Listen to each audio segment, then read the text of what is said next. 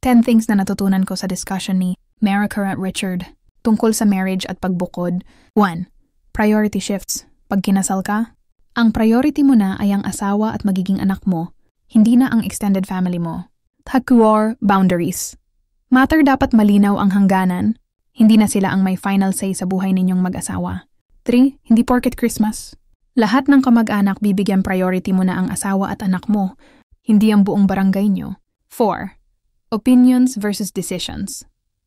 Pwede kang makinig sa opinion ng pamilya mo, pero ang final decision ay dapat manggaling sa inyo ng asawa mo. 5. Walang dapat ganito.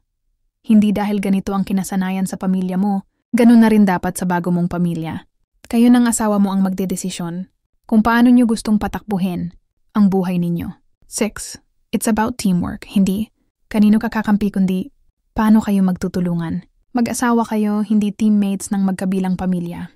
7. Obligasyon versus tulong. Tumutulong ka sa pamilya mo, pero hindi mo responsibilidad ang buhay nila.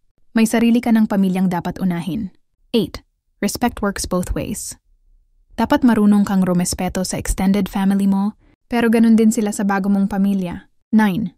Asawa mo ang ka-team mo, hindi ang magulang mo. Kung every issue, takbo ka agad sa pamilya mo, di sana nagstay ka na lang sa kanila.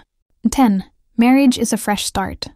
Hindi ito extension ng lumang buhay mo, kundi simula ng bago at nasa inyo ng asawa mo kung paano nyo ito bubuuin.